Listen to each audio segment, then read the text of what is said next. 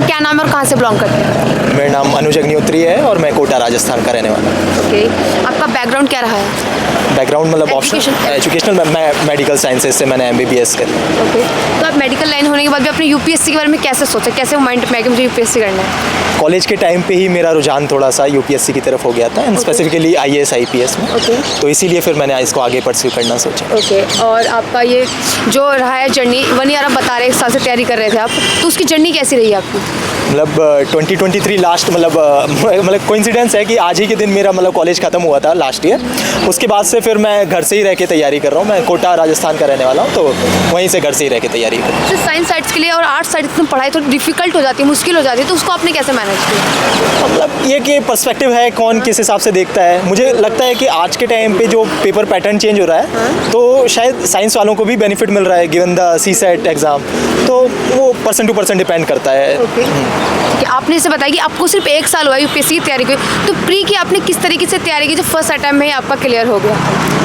ऐसे कुछ मतलब एग्जैक्ट तो नहीं बता पाऊँगा, बट मैं एक चीज़ कह सकता हूँ, शायद न्यूज़पेपर बहुत बड़ा बेनिफिट हो सकता है मेरे लिए पर्सनली न्यूज़पेपर बहुत बड़ा बेनिफिट है। और करंट अफेयर्स से मैं बहुत ज़्यादा अपडेटेड रहना पसंद करता हूँ। मेरी मतलब हॉबी भी रही है हमेशा, ट्विटर पे भी अपडेटेड रहना पसंद करता हूँ। न्यूज़पेपर बहुत समय से पढ़ रहा हूँ, तो इसलिए शायद ये प्रीलिम्स में मेरे लिए हेल्प कराता है। मॉक टेस्ट का क्या रोल रहता है इसमें? मॉक टेस्ट बहुत हेल्प करते हैं, क्योंकि आप जितनी ज़्यादा इन्फॉर्मेशन गेन करेंगे, वो ज़रूरी नहीं है वो रिटेन हो उतनी ज़्यादा।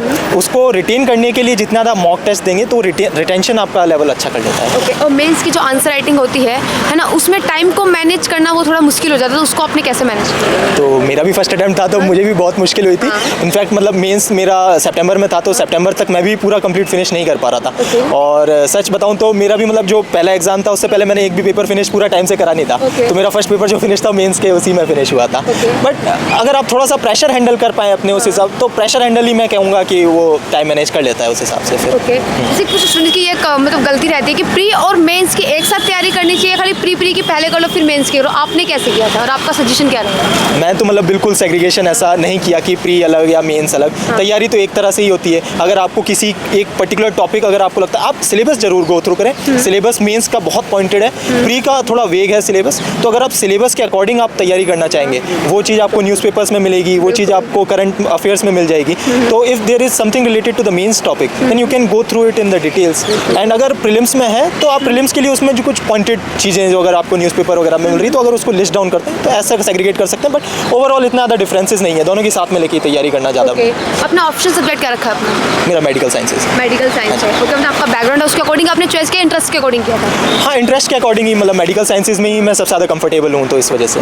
ओके, जैसे कि यूपीएससी की तैयारी के लिए मार्केट में काफ़ी सारे इंस्टीट्यूट्स हैं और बुक्स वगैरह काफ़ी ज़्यादा बढ़ चुकी है, तो उसको सेलेक्ट करने के लिए किस तरीके से आपने उसको मैनेज किया? हाँ, मतलब ज़्यादा रिसोर्सेज इतने ज़्यादा हो जाते हैं, तो वो एक अलग तरह की एंग्जाइटी क्रिएट करता है। और एक मतलब एक वो फियर ऑफ मिसिंग आउट भी आ जाता है कि इतने सारे रिसोर्सेज मैं कुछ छोड़ तो नहीं रहा हूँ। बट आप अगर अपने ऊपर कॉन्फिडेंस रखते हैं, अगर आप अपने जो सेल्फ मेड रिसोर्सेज हैं उन्हीं पे ज़्यादा अगर आप मतलब फोकस्ड हैं कि मैं इतना सफिशिएंट है मेरे लिए, तो वो इतनी ज़्यादा एंग्जाइटी क्रिएट नहीं करता। और अगर आपको कुछ बेस मटेरियल चाहिए किसी कोचिंग वगैरह का, तो प्रेफरेंस आपकी है। ओके, आपको क्या लगता है न्यू स्टूडेंट्स क्या गलती ऐसी कर देते हैं जो फर्स्ट अटैम्प्ट में ही रह जाते हैं, उसको क्या बोलेंगे उसके बारे में? देखिए, काफ़ी बड़ा फैक्टर तो लक का भी है। मैं अपने लिए बहुत अपने आप को लकी भी मानता हूँ कि मैं फर्स्ट अटैम्प्ट में यहाँ तक पहुँच पाया हूँ। और इसके अलावा भी शायद गलती के लिए मैं ये कहूँगा कि फर्स्ट अटैम्प्ट को काफ़ी लोग प्रैक्टिस अटैम्प्ट की तरह देते हैं कि एक बार देखिए एक बार। बट मेरा काफ़ी पहले से ये प्लान था कि फर्स्ट अटैम्प्ट में दूँ एज ए बेस्ट अटैम्प्ट, तो इसलिए ये एक वो पर्सपेक्टिव में भी एक वो फ़र्क ला सकता है। ओके, अच्छा, मेंस की जब आंसर राइटिंग लिखते हैं तो उसमें क्या ऐसा ऐड कर सकते हैं, किस तरीके से लिखना चाहिए आपके अकॉर्डिंग जो काफ़ी अट्रैक्टफुल लगे? इंट्रोडक्शन के लिए मैं कहना चाहूँगा, इंट्रोडक्शन को आप जितना ज़्यादा अट्रैक्टिव बनाना चाहें, इंट्रोडक्शन से आप कुछ अगर उसमें अच्छी चीज़ें से मतलब एकदम पॉइंट पे अगर आप टच कर पाएँ introduction, that would make your answer more readable. तो एग्जामिनर को भी आप अट्रैक्ट करेंगे पूरा पढ़ने के लिए। तो introduction is definitely one thing.